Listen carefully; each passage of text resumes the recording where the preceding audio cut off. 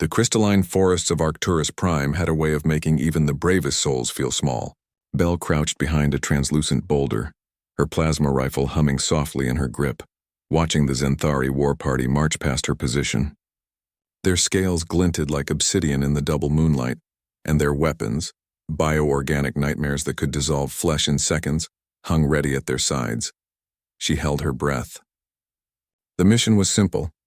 Retrieve the data core from the crashed diplomatic vessel and get out. No contact, no combat. Just another Tuesday for humanity's most expendable asset, a solo reconnaissance operative with more scars than commendations. The Zenthari passed.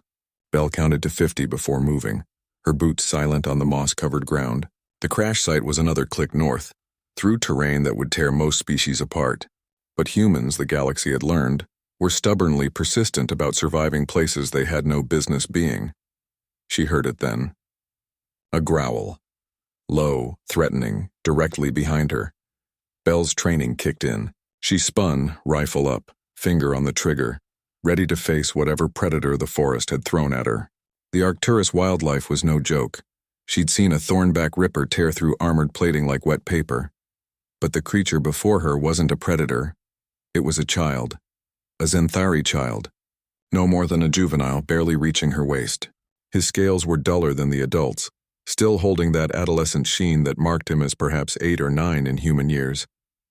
He stood in a combat stance, or what he probably thought was a combat stance, with his tiny claws extended and his crest raised in what should have been an intimidating display. He growled again, and Belle realized he was trying to sound fierce, trying to roar brave like the warriors he'd probably watched his whole life. "Easy there, little one," Belle whispered, lowering her rifle slowly. She knew enough Zenthari body language to read the trembling in his legs, the way his tail curled protectively around himself. He wasn't attacking. He was terrified. The child, cub, she corrected herself, hissed something in his native tongue. Belle's translator implant caught fragments.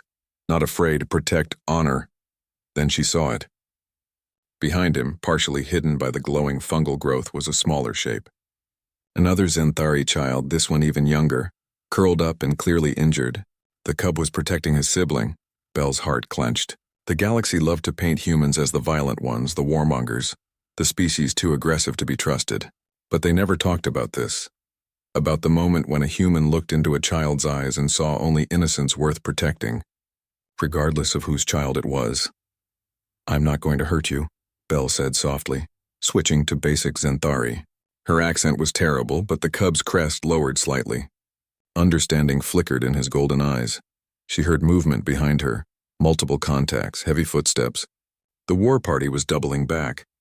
They must have detected something, or worse, they were searching for these cubs. Belle made a decision that would probably get her court-martialed. She holstered her rifle and held out her hand, palm up, a universal gesture of peace that somehow transcended species. "Come with me, both of you now."